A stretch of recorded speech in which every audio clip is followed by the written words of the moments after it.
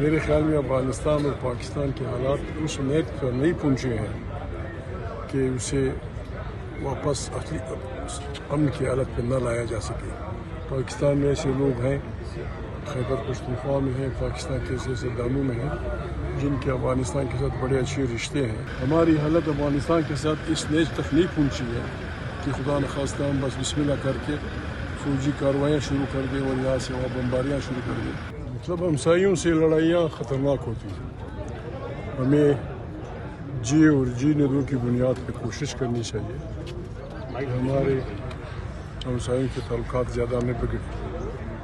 American قوتوں کی موجودگی ایران کے ارد گرد اس بات کا تقاضا کرتی ہے کہ ہم بڑے ٹھنڈے دل سے فیصلے کریں۔ اگر کوئی مشکلات ہوں ہمسایوں کے ساتھ بشمول افغانستان تو کوشش کی جائے باتوں کے ذریعے ان کو حل کیا جائے۔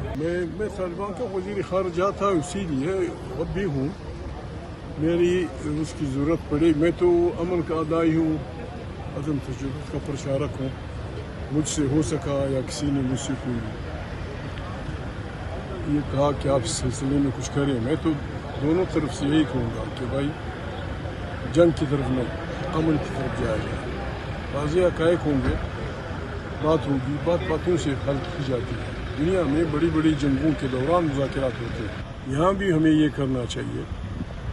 جو بھی لوگ ہیں پاکستان میں، جو بھی ادارے ہیں، ہمارے ارد گرد جو کچھ ہو رہا ہے، یہ موجودہ حکومت کے بس کی بات نہیں ہے۔ اس پہ بھی مل بیٹھ کے تمام اداروں کی بشمول افواج پاکستان، ججز، تجارتی ماہرین، اقتصادی ماہرین، سب مل بیٹھ کے اس پہ سوچیں کہ کس طریقے سے ہم اس مشکل وقت میں اپنے ملک کو اور اپنے خطے کو مست سانڈوں کے میدان جنگ بنانے سے بچا سکتے ہیں۔